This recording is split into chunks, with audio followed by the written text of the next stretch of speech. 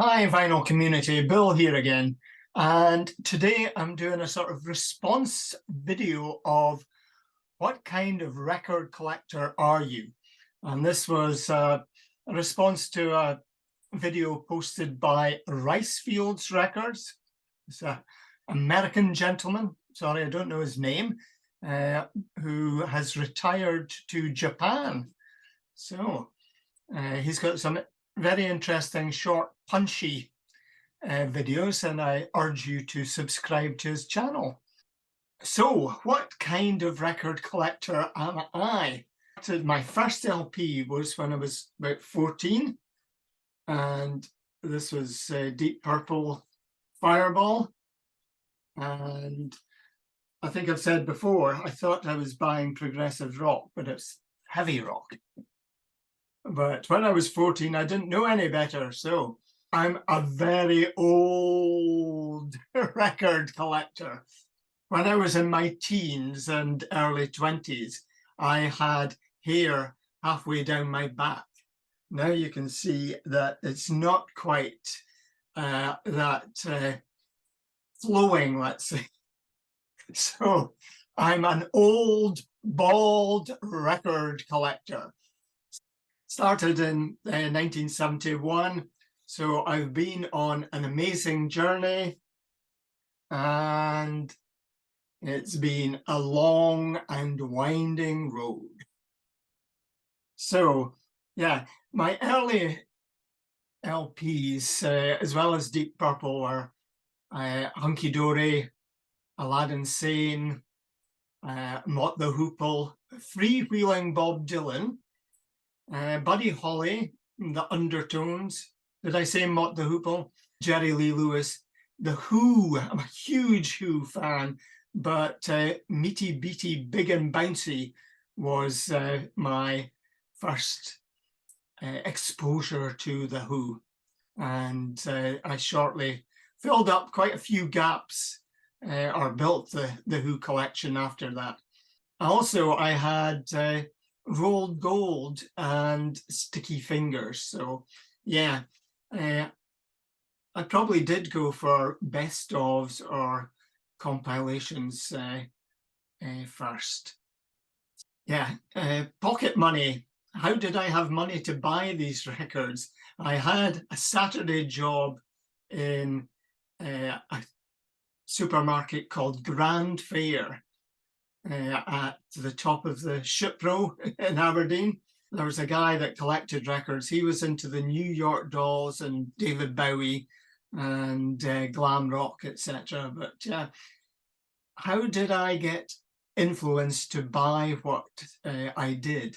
So initially, I guess I would be buying music papers such as NME and Sounds and Melody Maker, etc. And then I think we were getting the Sunday Times quite frequently as well. So saw this book or excerpts from this book by Paul Gambaccini. And yeah, this is, whoops,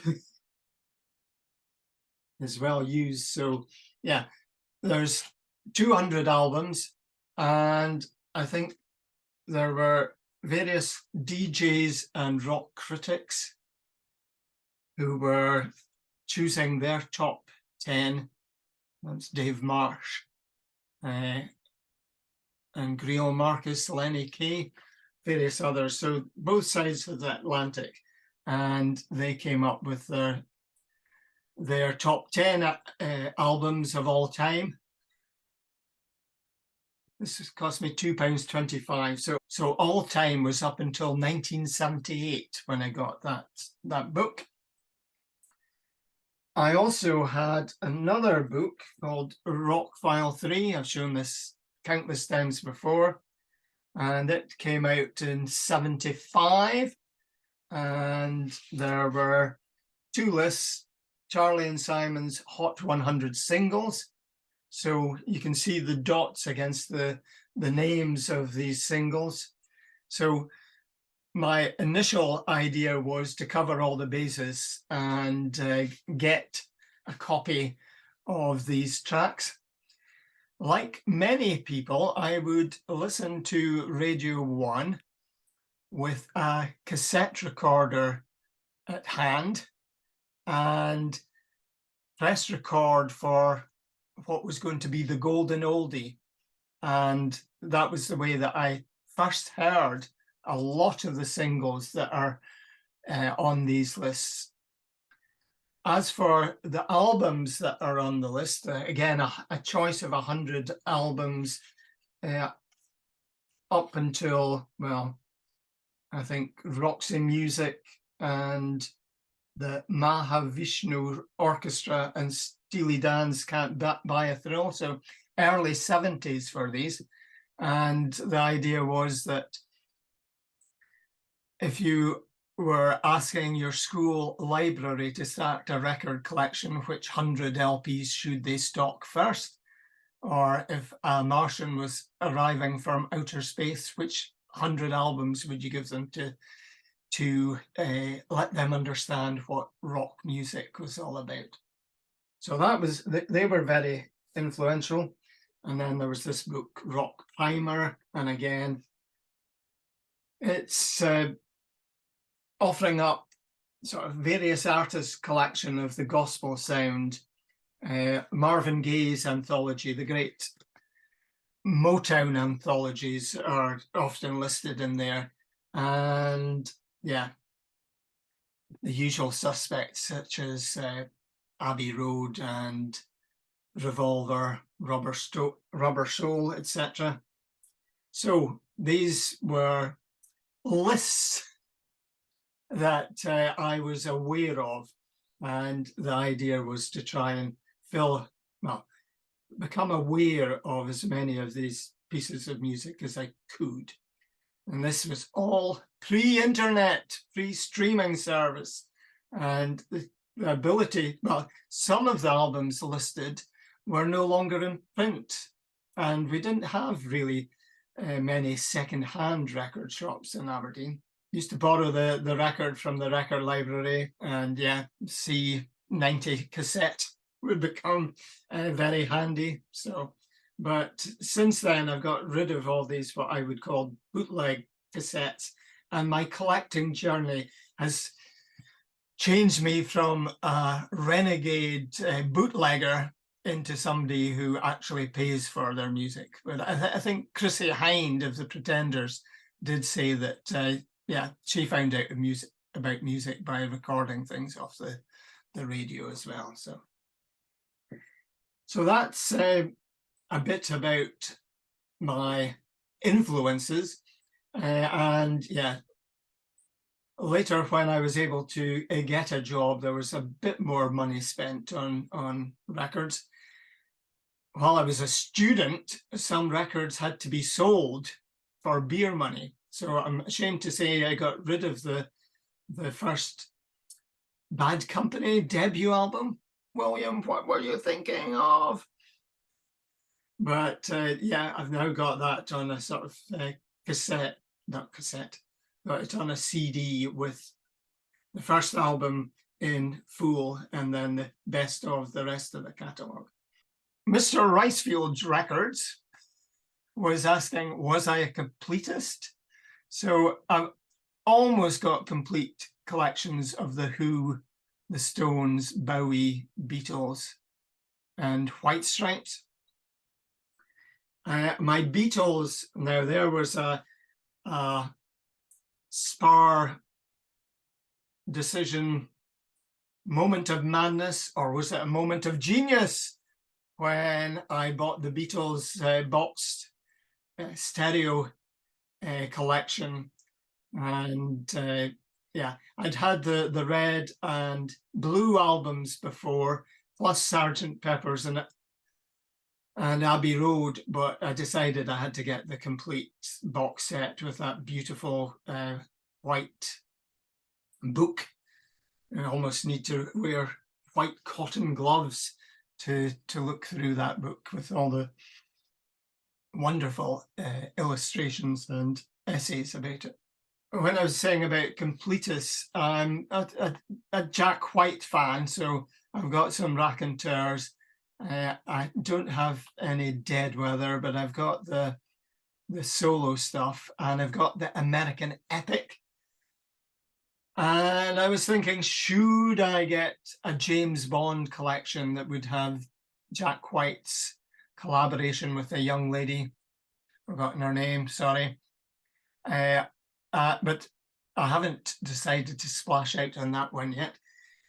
Do love the James Bond themes, love Live and Let Die by the Wings, and yeah, there's Nobody Does It Better. There's various Shirley Bassey stuff, and that iconic James Bond theme is great. So I might splash out on that. Will I splash out on the remastered Revolver? I'm not sure. I'm not sure. Tempted. Is it a money grab? I've listened to the Super Deluxe on Spotify, some very interesting stuff there. Is it just novel? Would I, what is it, about £159, something like that, for the 5 LP set? Or I don't know, or something, a 5 CD set. I've got to buy a box set. Should I really buy the vinyl, or will the CDs be okay? Speaking about CDs, being an Aberdonian or a Scotsman, I like to get value for money. So I think I got these first 4 Neil Young. I think this was about £14–15. So that's excellent for the eponymous debut album. Everyone Knows This Is Nowhere, which is a fantastic album, some great tracks on it. And then After the Gold Rush and Harvest. So really pleased to have these. And who would be a Neil Young completist? You would have to remortgage your house, wouldn't you? And I also like good value for money as well. But I did have Everyone Digs Bill Evans, and I did have Waltz for Debbie as well. But this is really good value.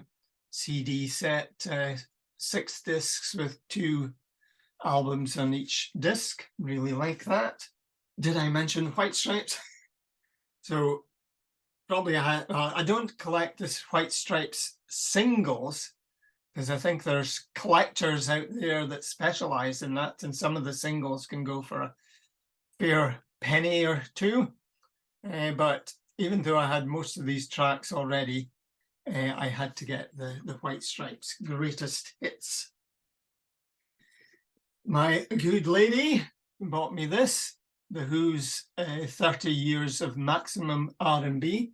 So when did that come out? 1994. So yeah, 14 previously unreleased tracks. Again, you know, do we need all these unreleased tracks? I think the Beatles stuff with the unreleased things, the demos, the anthology 1 to 3, are great insights into the creative process. But sometimes I think tracks that were previously unreleased were unreleased for a good reason, because they were rubbish.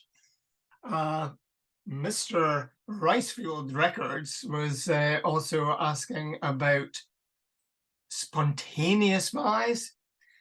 Haven't really done that much on vinyl, but I've done this on CD. Again, reviews in Music Press or Sunday supplements. I got this Play by Joanna McGregor, which is actually, she's a classical pianist, but she also plays inside the piano. So they raise the lid of the grand piano and pluck the piano strings.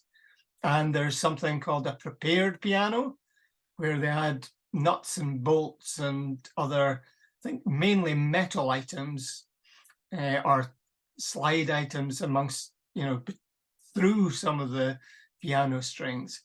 And that gave a very interesting sound. So I love this collection. It's called Play.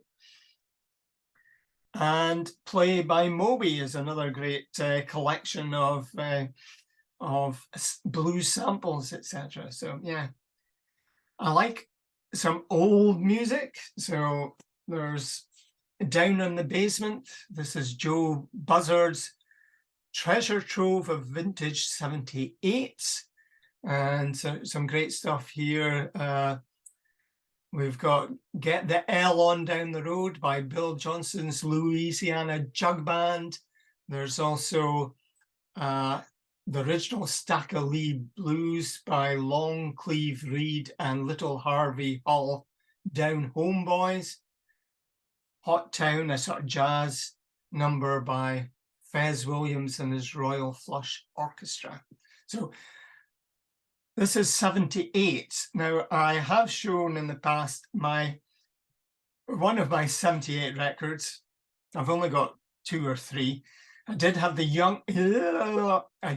Ying Tong song by the Goons, but my brother picked up the record sleeve and the record rolled out and smashed into 100 pieces. I still have, and I've shown, Rock Around the Clock by Bill Haley and the Comets, and Winnie Atwell's some sort of piano rag. And I found those 3 in a big box. I think it was 2 boxes that somebody gave to my father. And I think they said, Billy might be interested in some of the records here. Was I what? It was mainly what they call bothy ballads. So guys with, I think the Scottish equivalent of a jug band. So it was either a banjo or a fiddle, and maybe quite often just ballads about the mucking of Geordie's byre, or 4 and 20 ladies came down from Inverness, things like that. Maybe not that one. And I looked through this stuff, and yeah, it wasn't my taste at all. So they ended up, well, it was in the days before skips, so I don't know how we disposed of them, but it might be interesting to have wind back time and have looked through that box again, but I didn't have time to play every single record that was in that collection.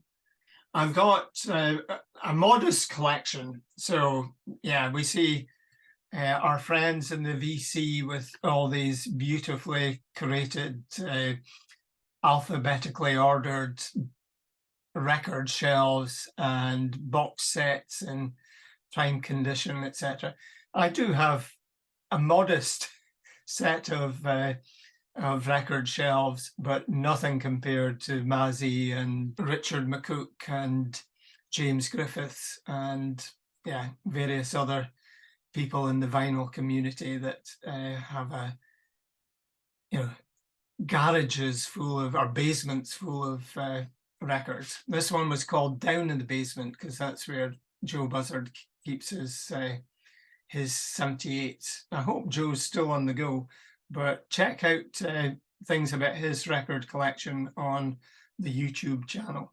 We were also asked about, do we just collect records or do we collect books and other paraphernalia? So yeah, we got the books. I showed a few already.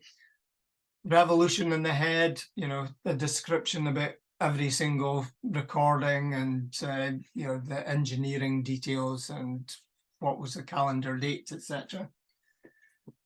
I had I've got a couple of really nice jazz books, but my uncle recommended this Rex Harris one. So it's on the Pelican Publishers, first published in 1952, and the 4th edition, which is 1956, the year I was born.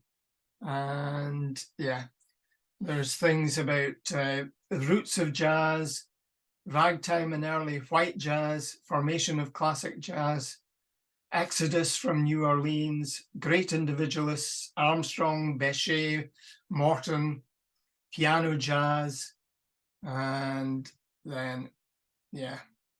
So there's things about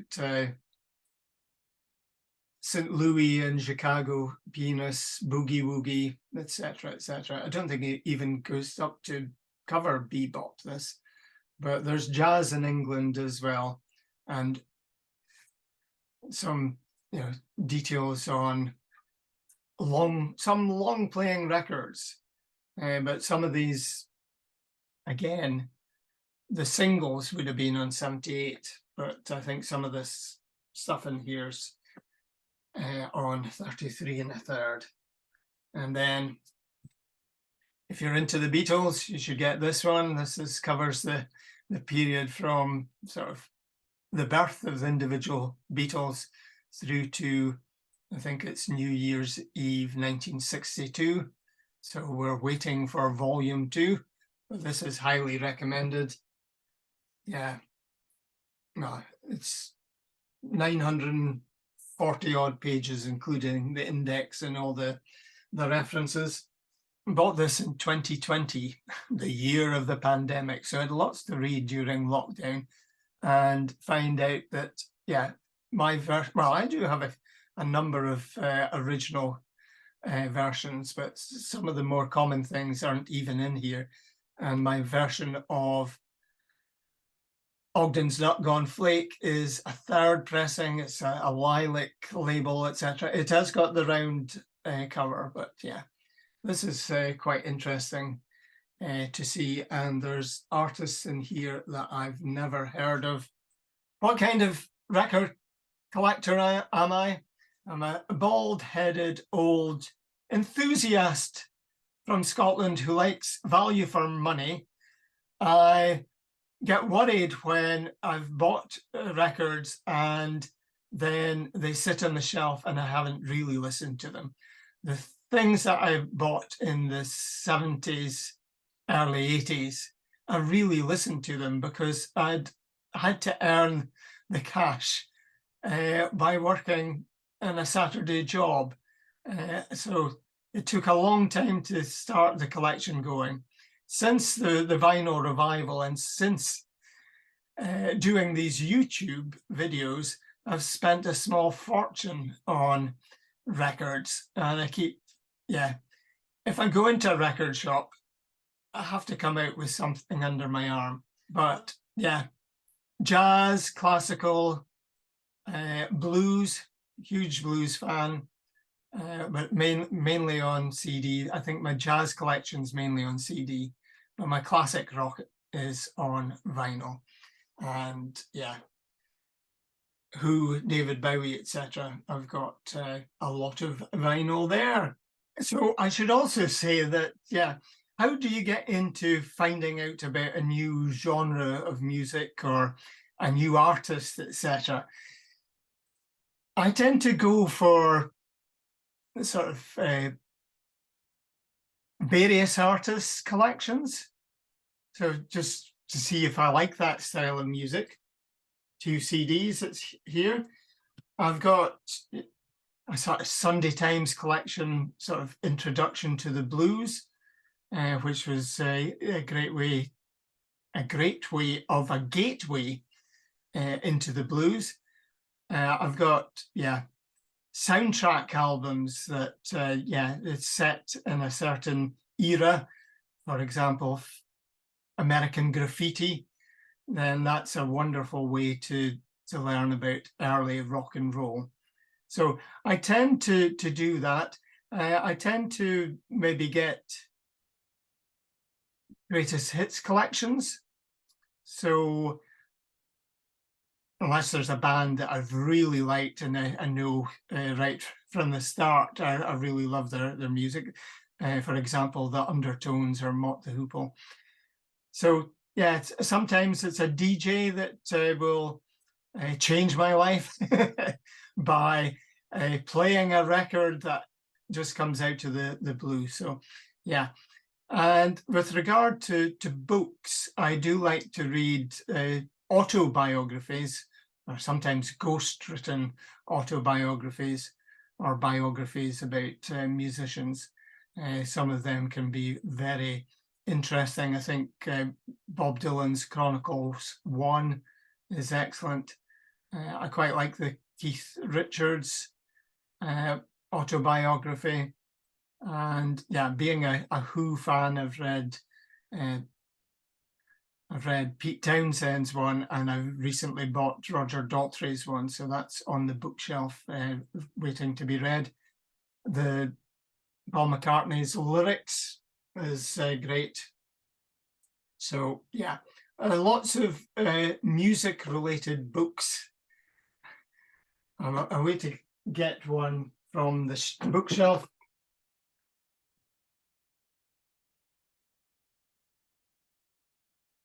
This is a good one. Every Record Tells a Story, a vinyl handbook by Steve Carr. And this has got, well, the story of certain records, but guides on how to buy Led Zeppelin and Nick Drake on vinyl. There's, I think there's a couple of challenges in here about buying all the Beatles records for less than the amount that I paid for my box set.